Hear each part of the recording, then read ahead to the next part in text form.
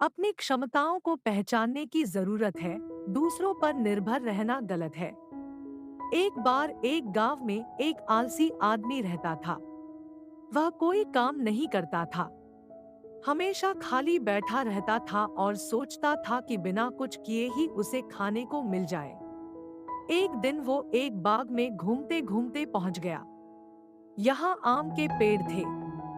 ये पेड़ आम से लदे हुए थे। आम देख उस आदमी के मुंह में पानी आ गया। आम खाने के लिए वो पेड़ पर चढ़ गया। इतने में ही बाग का मालिक वहां आ गया। जैसे ही उस आदमी ने बाग के मालिक को देखा तो वो वहां से भाग खड़ा हुआ। वह काफी दूर तक भागा और गांव से बाहर एक जंगल में जा पहुंचा। वह बुरी तरह थक गया था और एक पेड़ के नीचे बैठ गया। इतने में ही उसकी नजर लोमड़ी पर पड़ी। इसकी एक टांग टूटी हुई थी। वह लोमड़ी लंगड़ा कर चल रही थी। इसे देख उस आदमी ने सोचा कि इस लोमड़ी की हालत ऐसी है, फिर भी यह किसी जंगली जानवर के शिकार से बच कैसे गई? अब तक इसका शिकार कैसे नहीं हुआ? इसी सोच में वो पेड़ पर चढ़ गया और वहां बैठकर देखने लगा कि अब लोमड़ी के साथ आगे क्या होगा। कुछ ही देर में एक शेर की दहाड़ सुनाई दी। उसे सुनकर सभी जानवर भाग गए, लेकिन लोमड़ी की इस हालत में वो भाग नहीं सकती थी, तो वह वहीं खड़ी रह गई। शेर लोमड़ी के पास आने लगा। उस आलसी आदमी ने सोचा कि अब तो यह शेर लोमड़ी को मारकर खा ही जाएगा, लेकिन ऐसा कुछ नहीं हुआ। लोमड़ी शेर के पास खड़ा हो गया। शेर के पास एक मांस का टुकड़ा था जिसे उसने लोमड़ी के सामने गिरा दिया। लोमड़ी ने उस टुकड़े को खाया और शेर वहां से चला गया। यह सब देख आदमी सोचने लगा कि भगवान सही में सर्वे सर्वा है।